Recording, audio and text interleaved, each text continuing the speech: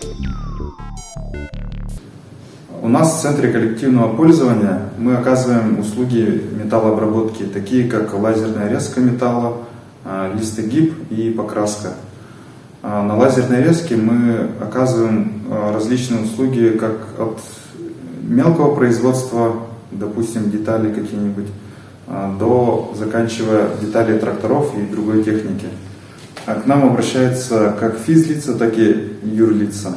В прошлом году с началом пандемии разработали проект бактерицидного рециркулятора Airlec. После сертификации всех необходимых документов на базе технопарка Якутия наладили производство рециркуляторов. Производство состояло из нескольких этапов. Получается, первый этап лазерная резка, второй этап листовая гибка и третий этап покраска покрасочной камерой, порошковой краской.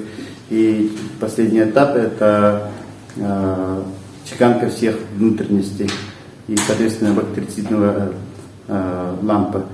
И таким образом было изготовлено примерно порядка 4000 штук экземпляров, которыми на данный момент пользуются во многих местах, общественных местах нашей республики, торговых центрах